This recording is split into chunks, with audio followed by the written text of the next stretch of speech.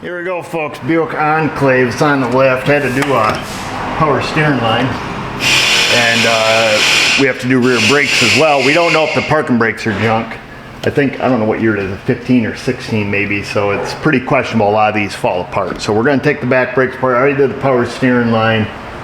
I was going to record that, but it's kind of one of those things you look and then you reach, and then you look and then you reach, because you can't see and touch it at the same time. So I didn't think it'd be that good a video. That's done. Let's get the wheels off, see what we need. Let's see. Definitely not a 13.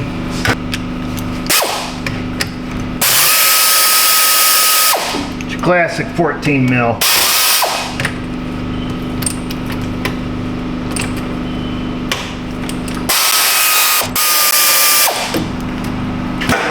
Or 9/16 for you old timers.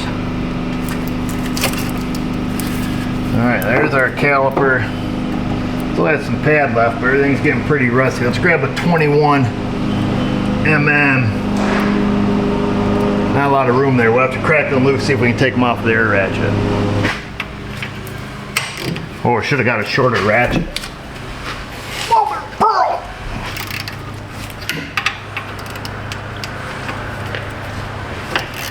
Oh, not bad at all, boys. I think they'll come out.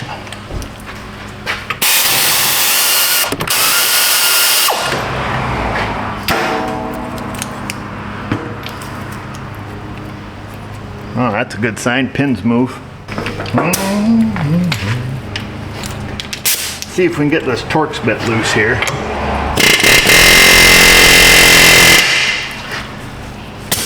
Give that a little what's up. That'll usually help the situation here. We'll grab our T30. Easy peasy. Oh, what do we do? I know, parking brake shoes. We have the adjuster here. Well, let me go get some ear covers and rattle this, see if she comes off. If not, we'll see if we can get in there to the adjuster.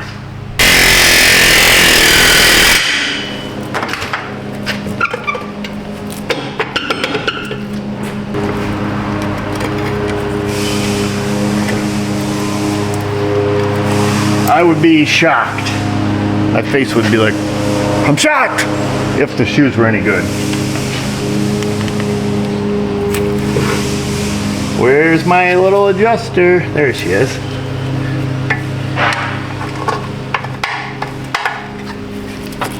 Every frickin' time, I tell you what, 50% of the time, every time you go the wrong way. Whatever way you think you should go, you're like, I'm gonna go in there and flick it up. Nope, stop right there, flick it down.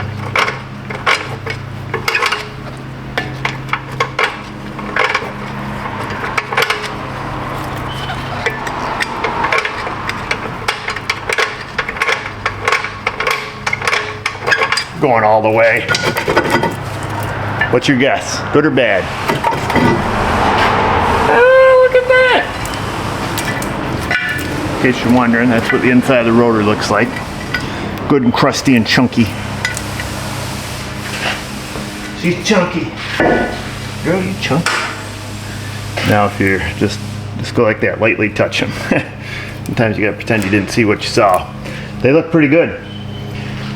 You start horsing on stuff, trying to force them off without backing your adjuster off, you'll have some problems. Face of the hub doesn't look too bad. Really not bad at all. Not bad at all. I'm gonna go pull the other side apart and verify, because the last thing you want to do is slap this side together only to find out the parking brake shoes over there fell apart and you had to buy the whole set, so on and so forth. It happened, folks. It happened. Pulled apart the other side, thought I was doing good. Pulled, man, she's looking nice, and then it's not. So they start rust jacking and they become delaminated, if you will. So this shoe on the other side was just hanging on. And you could see the big obvious air gap, so I give it a little push. And of course you can see all the rust and stuff under it. So that's usually what happens to these. I was kind of shocked to see that that's not what happened over here. Let's take a minute, go ahead and pop these off. It's just such a waste, you know. Nobody ever uses their parking brake. I mean, I do. My wife does. But the majority of our customers do not. They don't make anything with a manual shift anymore. It's just not as common, you know. Oops, there goes that spring. That's it. We have new hardware to install. So we'll pull this old stuff off. Can't get it with that, so we'll get them with these. Whoa, dude. There's that spring. Pay attention to which way this goes. That way when we put the new one in. Come on, little fella. There we go. So the threaded side face towards the rear. All right. And they're both right-hand thread. This isn't like a the what you call it. Oh, you know, brake shoes. Drum brakes. Yowie, mother lover. Just want to get behind this spring here if we can. There we go. Get behind that one. Wherever the old slipperoo right out the side, that's the bigger spring. And that's that. And then they're probably stuck in the actuator. Or as my one parts delivery guy likes to call them, actionators. It's like, Eric, I brought you a couple of actionators. You know what that's about? That's what we always say. Actually, is this one? This one's probably starting just a little bit. Oh, yep, that one's starting just a little bit. Not too bad.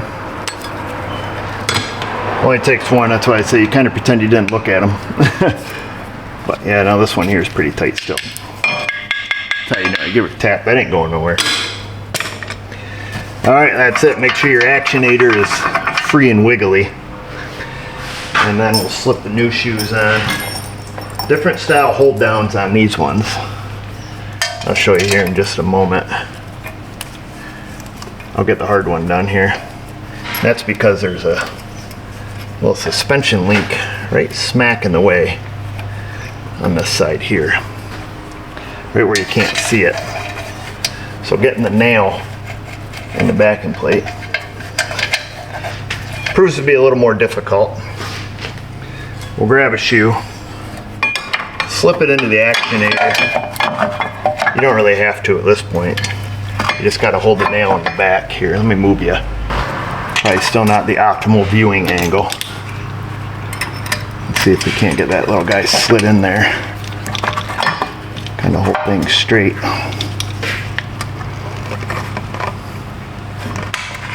Push, push, push, push and turn.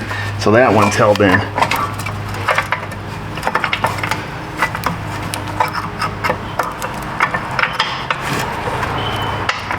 All right, let's do the other one.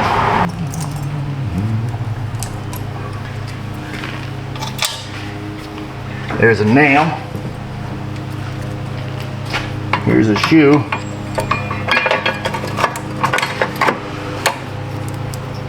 Oh, that hurts the old carpal tunnel. Let's see if we can't just do her and get her done here real quick.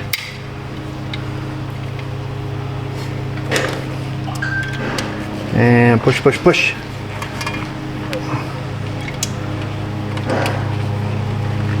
Come on, baby.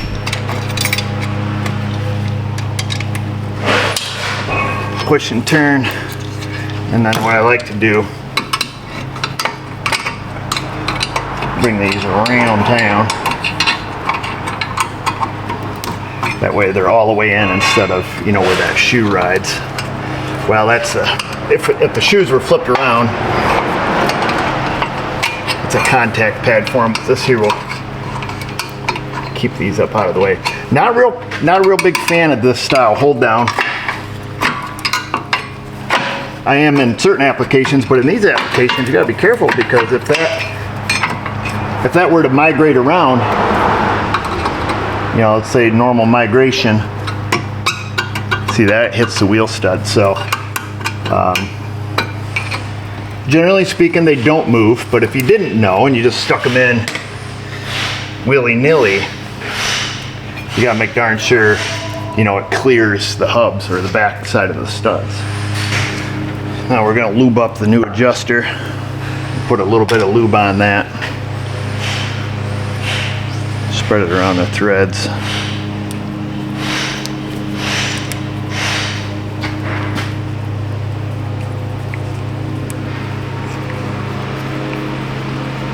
Here, thread it in. Then we have to lube up the other side that's got the old swivel on it. Sometimes you get enough lube out of there to do that, but this time we did not. Give that a little squirt there.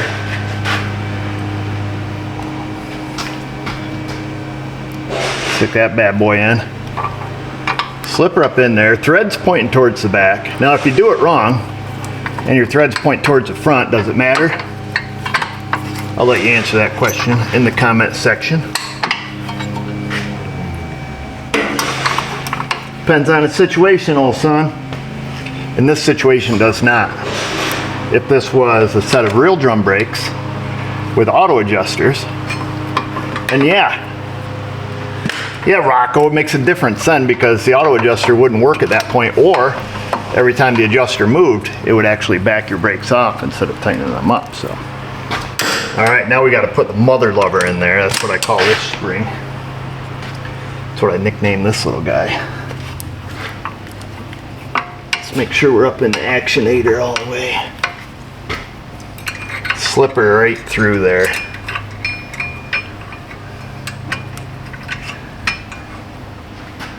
Not a lot of fun.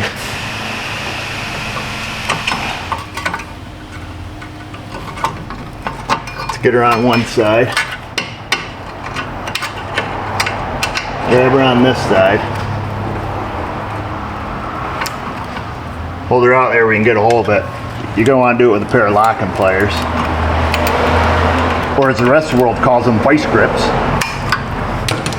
Oh, I don't know if that's gonna hold, but we're gonna try it. Oh, you mother! Where'd she go? I didn't think she was gonna hold. We're gonna tighten them up a little more. I saw it coming, yet I proceeded. And that's the story of my childhood. That's how I ended up in trouble 99% of the time. I would say to myself, Eric, is this a good idea? Which most cases I answered, no, it's not. Should you do it? No, you shouldn't. And then you do it anyways. Get in there. And that's that. We're going to give a spritz on the actionator of the fluid film. And then I'm going to clean this up very lightly because it's not too bad. What's up, Mrs. O? You don't want to be on camera today, do you? It's all cleaned up, sprayed up. Rookie move though, I never dry fitted it. This can get you every freaking time.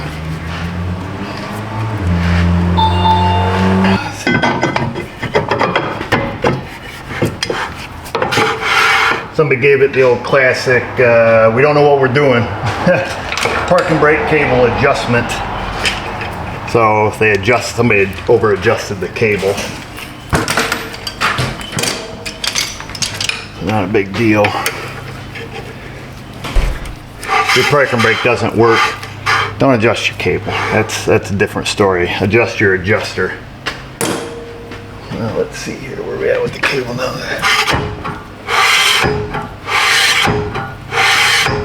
Golden.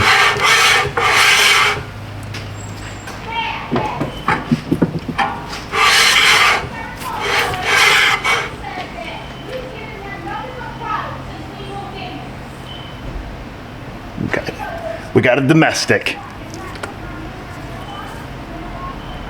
Oh yeah, somebody's getting mother.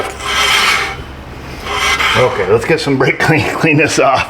If something happens over there, we'll turn the camera. It could be a good one. Well, she's still just a going. Oh gosh, love it. Small town stuff, you know.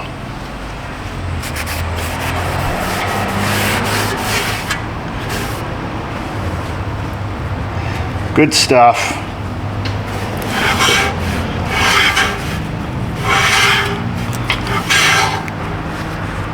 All right, I'm gonna go get the brackets sandblasted. Prior to that though, let's not make another rookie move. Let's make sure our calipers push in. Easy peasy. Yeah, because nothing hurts more than getting the bracket all cleaned up, all mounted, and find out your caliper's junk. All cleaned up and ready to go. We're gonna work on the left side first. I already looked to see where the pads go. The original pads we took off had a squealer on both ends of the pad, on all 4 of them, so it didn't matter the orientation of them. Usually we'll put the squealer on the leading edge of the rotor. But take a quick look-see to make sure we get them the right way. However, most of our brakes in our area don't ever wear out to the point they hit the squealer.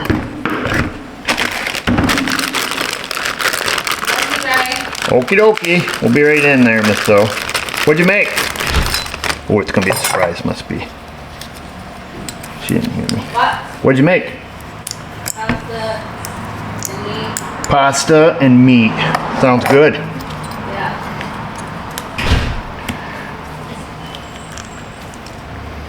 All right, there's that. Let's see, this goes like that. Make sure our squeaker ends up on the right side. So we grease behind those abutment clips to keep them from rusting, because that's the killer here in the salt belt. They rust up, get the pad to squeeze, and then it doesn't move anymore. If you feel inclined to do so, you can grease the top side of it. I've seen it collect more dirt and junk and not really benefit much. Greasing behind it, highly critical. So, all right, and I already pulled the pins out when I was done sandblasting them. Made sure they're all good, and they're all good and goopy and all that. Mrs. O's not feeling wonderful today. We won't pick on her too much. Hey. Oh, she's on the phone. I was telling the people you're not feeling great today, so we can't pick on you. We gotta talk quietly too. They wanted to see what we're eating for lunch. Pasta and meat. Looks like pasta out of a box, like some kind of... No, it's not. It's all homemade? Yeah. Oh. Even the pasta? I don't think so. No.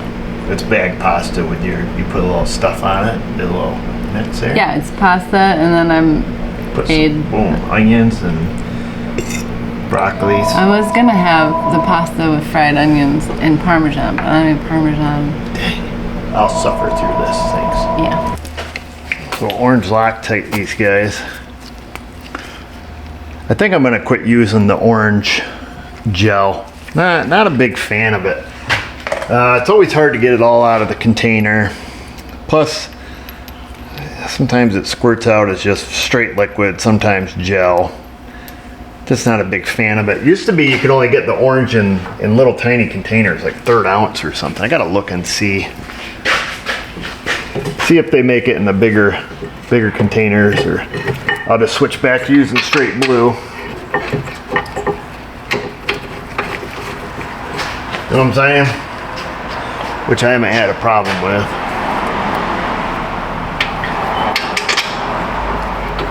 I just thought the orange gave us a little broader coverage because it supposedly holds like red, releases like blue. That's what they claim. So I'm gonna snug this up, and then we'll come back, torque everything to factory specs, of course.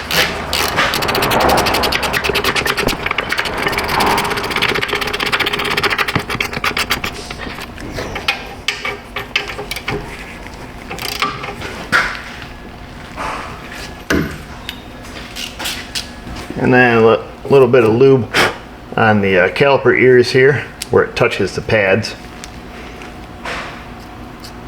Always a good practice, helps prevent noise. And then also on the piston face here, trying a little lube around that. Even if it's a phenolic piston, we still do it.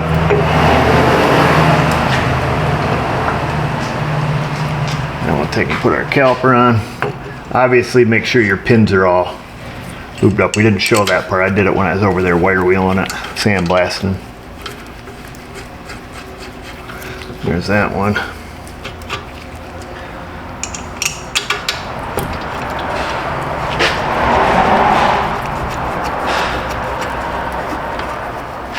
All right, we'll lightly snug those up also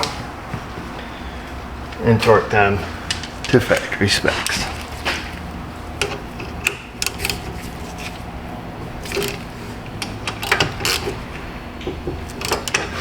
There's that, and then your caliper should move nice and free. And then it's just a matter of putting the wheel on, torquing it down, go for a rip. Before we take it off the lift, let's just double check our parking brake here, make sure everything's cool. Get the wheels spin free.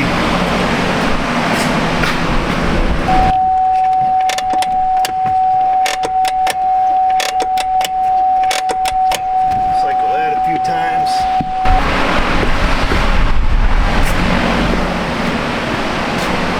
Make sure nothing's hanging up before you pump up the brakes.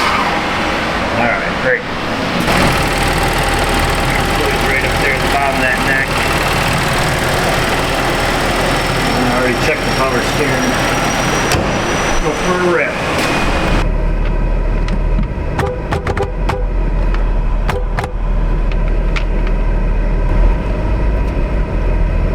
Yeah, I got my first accident in however many years. I'm 47 years old, so however long I've been driving, first accident in my entire life. I was up on one of my properties and I had my dump truck parked there, and this lady pulled up in behind me, and I was out somewhere else on the property, and she parked right tight behind my dump, tight as you could get. So I was all done, walked back to my truck, hopped in my truck, looked in my mirrors, nobody behind me, put it in reverse and moved about a foot. Kapow! The old pintle hitch went right through the front of that Malibu. So, that sucks. So I don't know whose fault it would be. I guess it'd be my fault. I don't know. It doesn't matter. I told her I was going to fix it. I just got to go down to Wilbert's and get a bumper cover for it. And if I find one that's the same color, great. If I don't, I got to get it painted and put it on for it. Didn't hit anything structural, just broke plastic.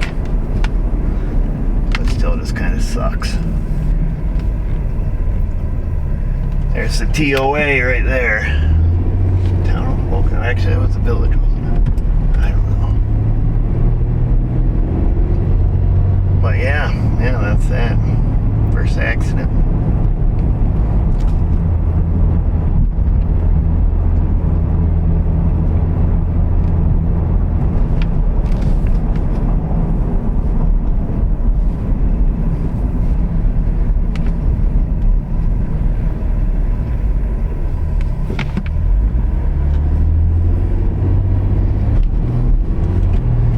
See if our parking brake works. Oh yeah, she works, boys. Here, we'll stop right here. We'll pretend we're parking.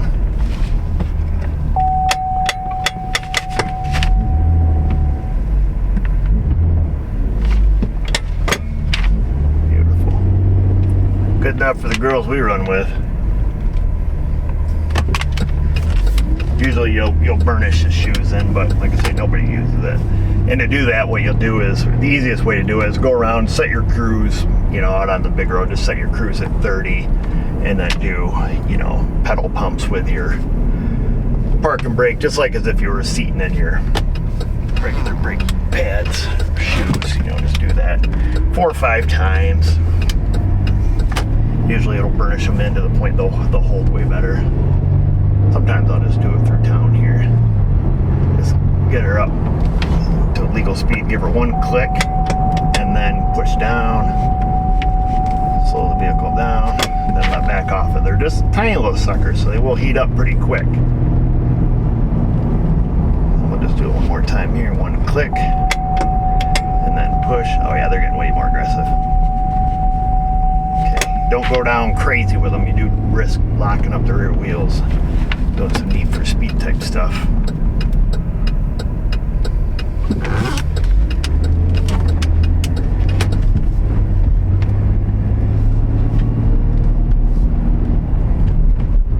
Oh, they took out that little bridge there. Huh. 92,731 miles. It's so nice driving on the AC. But then you gotta get back out in the heat. So it kind of makes me nauseous some days, you know, especially if I'm in and out of the office flirting with Mrs. O. Walk in there, it's freezing cold. You come out here, it's hotter than blazes. It's not the heat, it's the humidity, kid. That's what I say, because I don't know, how warm is it outside? I don't know if this thing says. Service side detection. It's not terrible. Info. I don't know. I don't see it here anywhere. 87 degrees F, it says here on the radio. 87 degrees F. It's too hot for this kid. Job went pretty smooth. Park and brake works. I tested that here. Like I say, if you're burnishing in the park and brake shoes, you know, be cautious. They get hot like that, you know. And before you do it, make darn sure they're not hanging up or sticking. You got some kind of actuator problem or over adjusted or something, just like we did when it was on a lift. Before you pump up the calipers or anything, you know, reach in here, hit that park and brake a few times, release it, hit it, release it, go out and make sure the wheels are spinning nice and free. If you feel inclined, if the customer does utilize the park and brake shoes, you know, go around, burnish them, maybe bring it in, readjust them, but usually I'll tell my customers, like, hey, remind me on your next oil change, I'll readjust your park and brake shoes, you know, once they really, you know, finish to seat in. Otherwise, we just leave them tight enough to satisfy the laws of inspection. Because this will never get used until next year, until I inspect it again next year. But that's it. And I don't want you guys waiting till next year to leave a comment. Do it right now. Look for us on Insta, Facebook. We'll go over there in those places. We'll be in that comment section too. I'll be down there clicking the little heart thing, leaving little snarky remarks here and there. And just remember, viewers, if I can do it, you can do it. Thanks for watching.